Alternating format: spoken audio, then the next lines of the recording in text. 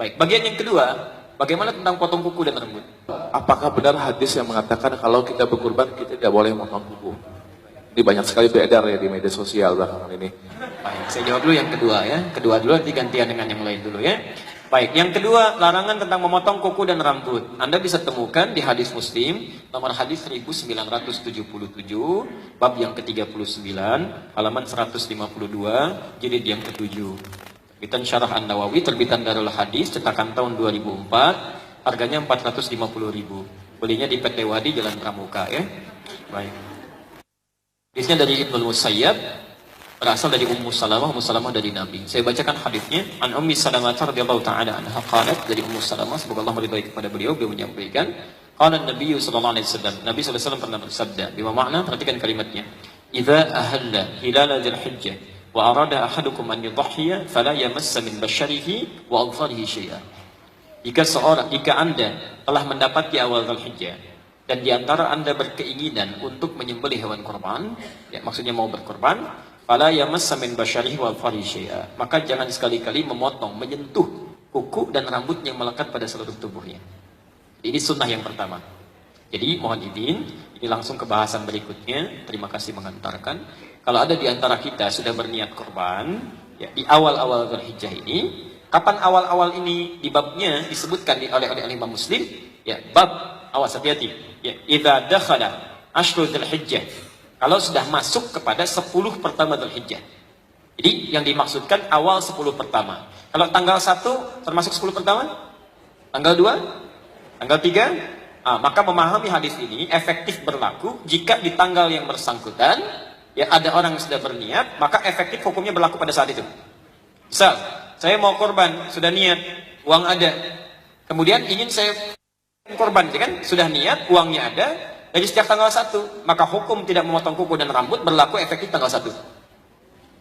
Oh, oke. Baik. Kalau saya baru terpikir tanggal 5 besok, uang baru ada, baru berniat, maka tanggal 5 baru berlaku efektif hukum itu. Ya, tidak sebelumnya.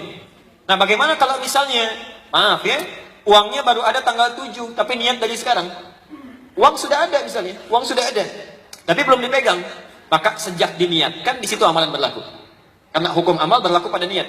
Ya, hadis Al-Bukhari nomor hadis yang pertama dari Umar bin Khattab, innamal a'malu binniyat. Ya. Maka apa faedahnya larangan memotong kuku dan rambut ini? Ya, para ulama menafsirkan larangan ini ditujukan memberikan keistimewaan sekiranya Allah berkenan mengampuni dosa orang bersangkutan dari helai rambut yang paling atas sampai ujung kukunya. Diminta untuk tidak dipotong dulu, khawatirnya nanti saat Anda potong terpisah dari sini, belum diistighfari itu. Jadi ketika Allah ampuni dosanya, terpisah bagian dari tubuh kita, dia menjadi saksi di akhirat. Kan mulut dikunci kan saat di akhirat nanti. Surat Yasin, al-yawma nakhtimu ala afwahihim wa tukallimuna aydihim wa tashhadu arjuluhum. Ya. Nanti mulut akan dikunci, tangan yang bersaksi, kaki bicara, dan tempat-tempat ini akan bicara.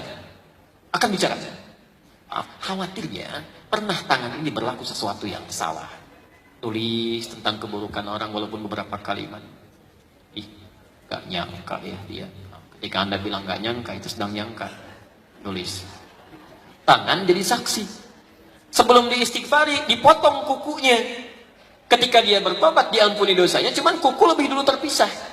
Karena itu nanti minimal ada 2 golongan yang oleh Allah saat dihisab itu ditutup oleh Allah. Ya. Penduduk langit dan bumi tidak tahu, antara dia dengan Allah saja. Ya. 1, orang-orang yang tadi sudah beristighfar, tapi tempatnya masih menjadi bagian dari saksinya, dibuka oleh Allah. Tempat itu akan bicara, cuman disekat. Ya, kamu dosa sudah terampuni. Ini cuma untuk menunjukkan rahmat Allah Subhanahu wa taala, ya, untuk menutup semua dosa-dosanya. Yang kedua, orang yang gemar menutupi aib orang lain. Aib orang ditutup, maka Anda pun akan ditutup oleh Allah saat di akhirat nanti. Yang lain tidak. Semua akan dibuka. Faman ya'mal mithqala dzarratin khairan yara wa man ya'mal mithqala dzarratin syarran yara. Ingat, yang tidak boleh memotong kuku dan rambut itu berlaku hukumnya sunnah, bukan wajib. Jadi kalau Anda potong pun Anda tidak dosa, cuma kehilangan pahala kebaikan di situ. Yang kedua, yang dimaksudkan bukan hewannya tapi orangnya. Ya, sering tersebar di masyarakat ada informasi yang dilarang potong itu hewannya, bukan orangnya. Ini kesalahan tersebar di masyarakat menjadi kaprah, ya, dan cuma di Indonesia saja, negara lain nggak ada. Cuma di Indonesia, karena ada kesalahan terjemah. Pernah ada orang salah menerjemahkan ringkasan Sahih Muslim, Ya, ada versi bahasa Indonesianya halaman 899 posisi paling kanan. Bab yang ke-10 tentang Kitabul Qurban. Ya, Kitab Qurban.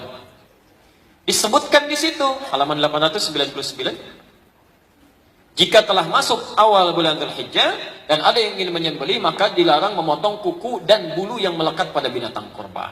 Dari situ tersebar dan fatal akibatnya. Semua di kitab hadisnya bukan hewannya, maaf, tapi orangnya. Orangnya. Ya. Pertama, asbabul wurud hadis ini disampaikan, maaf, ketika sahabat masuk ke kamar mandi menjelang Idul Adha, itu sedang cukur-cukur, bersih-bersih. Ada yang cukur kumis, ada yang bulu ketiak, macam-macam. Dilaporkan pada Ibnu Musayyib, kata beliau, inilah hadza haditsun qad nusiya wa turika. Ini hadis yang sudah banyak dilupakan sehingga hukumnya ditinggalkan. Maka ini sebab pertama kenapa hadis itu muncul. Ya, jadi bukan binatang tapi kepada orangnya. Yang ketiga secara nalar, maaf, ya, tidak ada faedahnya, manfaatnya motongin kuku binatang. Ada yang pernah motong kuku sapi?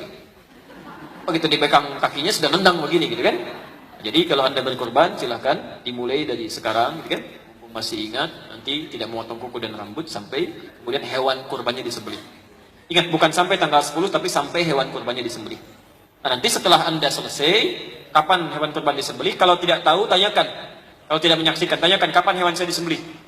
Setelah selesai hadis Abu Dawud nomor hadis 2797 Anda menghadap kiblat. Berdoa di situ mengucapkan inni wajjahtu wajhiya lilladzi fataras samawati wal ardh dan seterusnya sampai akhir, dan di situ memohon ampunan kepada Allah dan semoga Allah berkenan mengampuni dari ujung rambut sampai dengan ujung kuku di kakinya. Oke.